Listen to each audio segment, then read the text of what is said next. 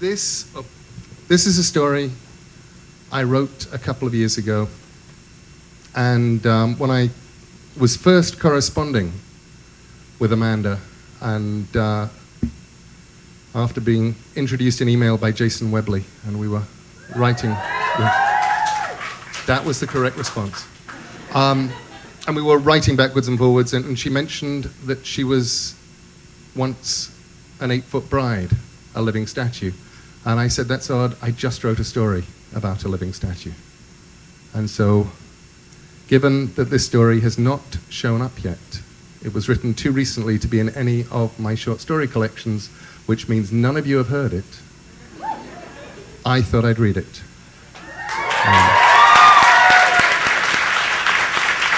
And it is called Feminine Endings. My darling, let us begin this letter, this prelude to an encounter, formally, as a declaration in the old-fashioned way. I love you. You do not know me, although you have seen me, smiled at me, placed coins in the palm of my hand. I know you, although not so well as I would like. I want to be there when your eyes flutter open in the morning and you see me and you smile. Surely this would be paradise enough. So I do declare myself to you now with pen set to paper. I declare it again. I love you. I write this in English, your language, a language I also speak. My English is good. I was some years ago in England and in Scotland. I spent a whole summer standing in Covent Garden, except for the month of Edinburgh Festival, when I am in Edinburgh.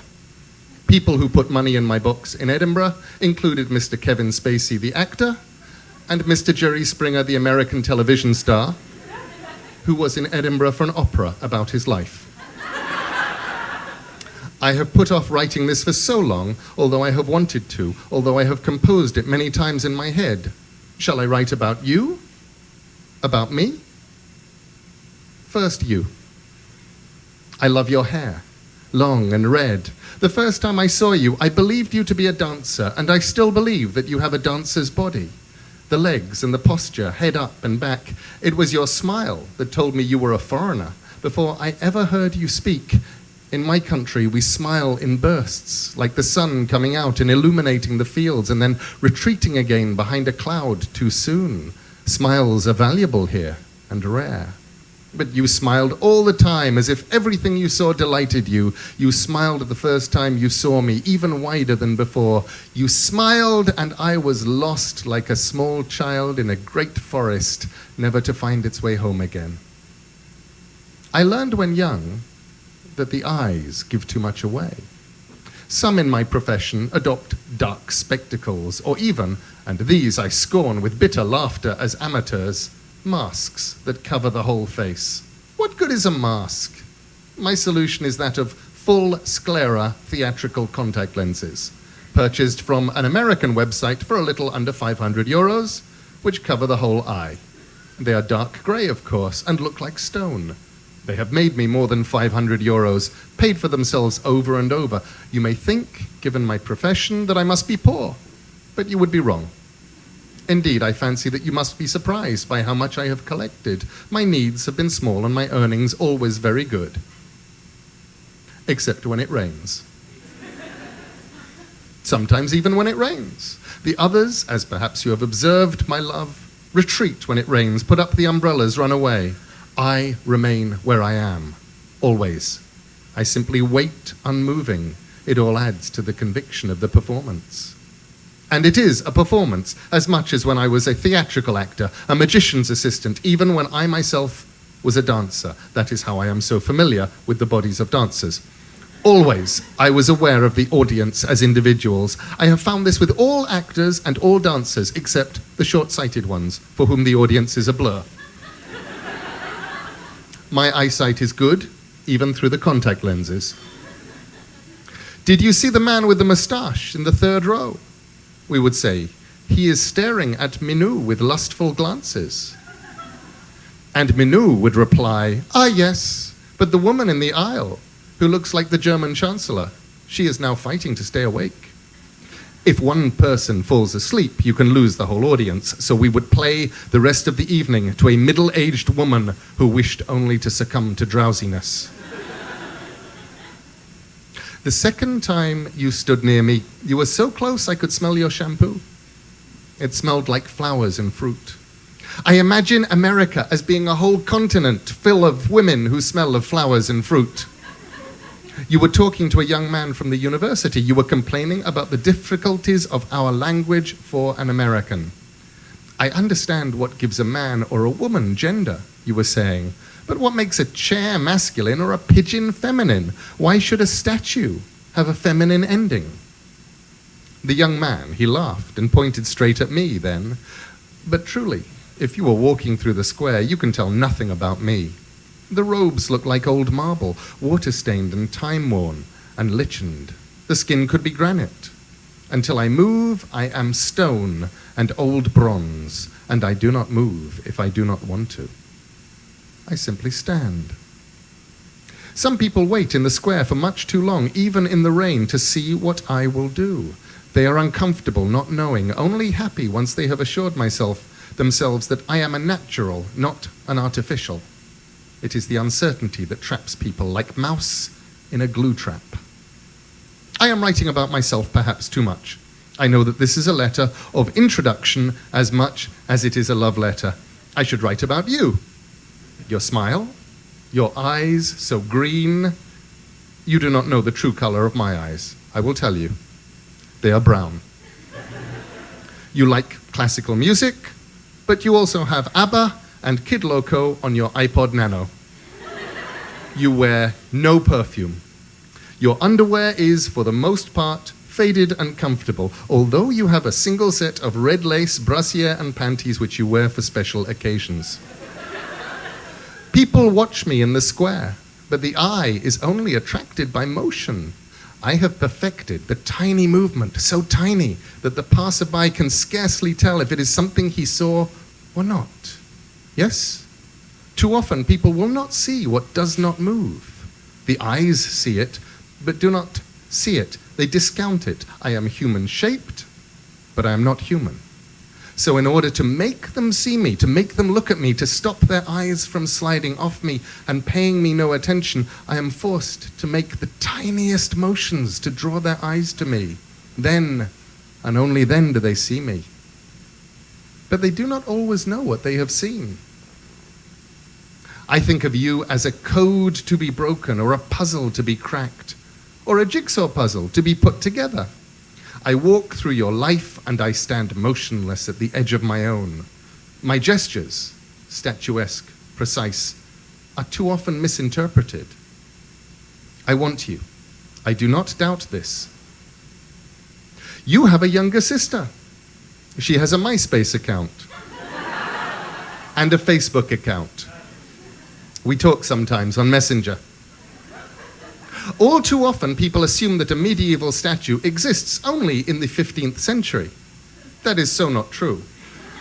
I have a room, I have a laptop, my computer is passworded. I practice safe computing. Your password is your first name. That is not safe. Anyone could read your email, look at your photographs, reconstruct your interests from your web history. Someone who was interested and who cared could spend endless hours building up a complex schematic of your life, matching the people in the photographs to the names in the emails, for example. It would not be hard reconstructing a life from a computer or from cell phone messages. It would be like filling in a crossword puzzle. I remember when I actually admitted to myself that you had taken to watching me, and only me, and your way across the square. You paused. You admired me. You saw me move once for a child, and you told a woman with you, loud enough to be heard, that I might be a real statue. I take it as the highest compliment.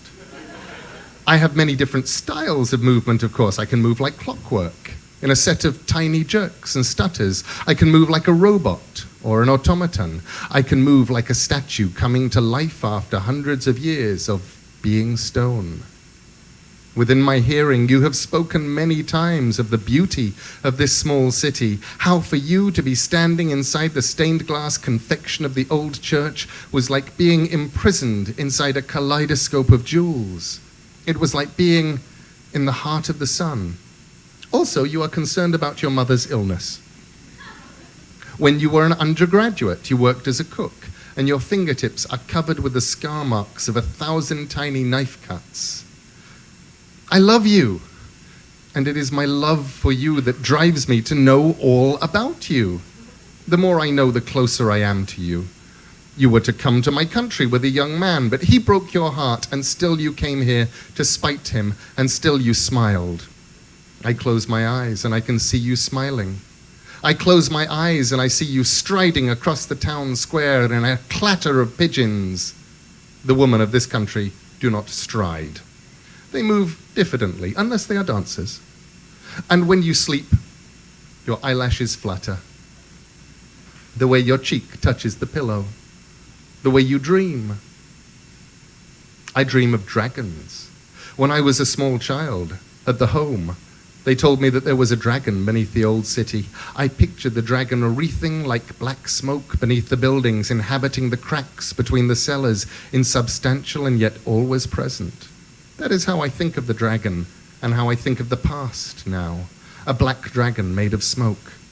When I perform, I have been eaten by the dragon and have become part of the past. I am truly 700 years old. Kings come and kings go. Armies arrive and are absorbed or return home again, leaving only damaged buildings, widows and bastard children behind them. But the statues remain, and the dragon of smoke, and the past. I say this, although the statue that I emulate is not from this town at all.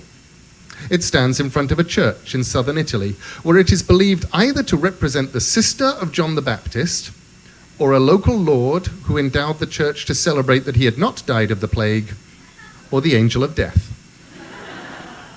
I had imagined you perfectly pure, my love, pure as I am, yet one time I found that the red lace panties were pushed to the bottom of your laundry hamper, and upon close examination, I was able to assure myself that you had unquestionably been unchaste the previous evening.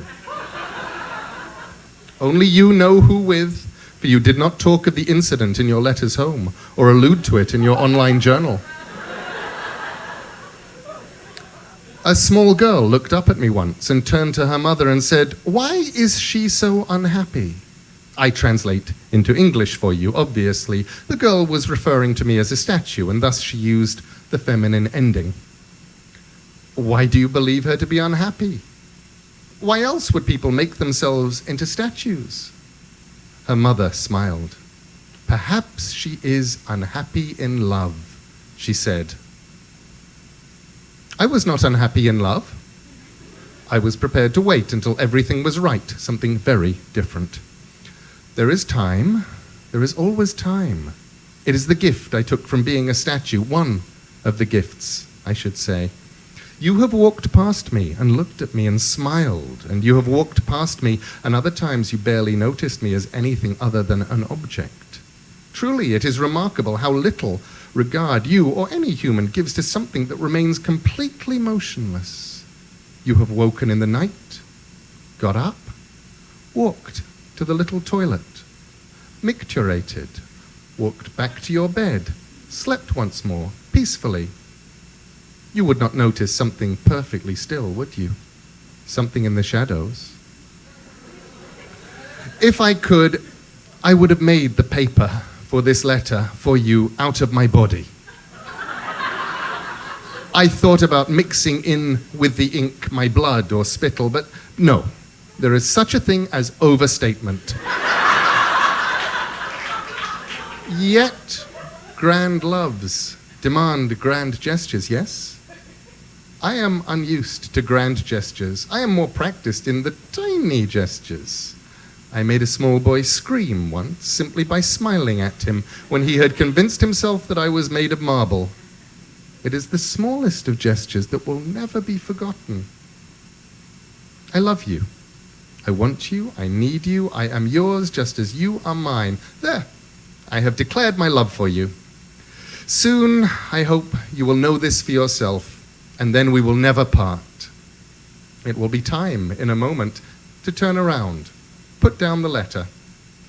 I am with you, even now, in these old apartments with the Iranian carpets on the walls. You have walked past me too many times. No more. I am here with you. I am here now.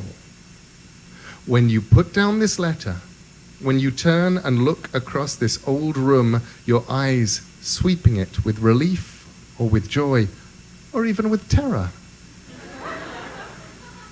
then I will move just a fraction, and finally, you will see me.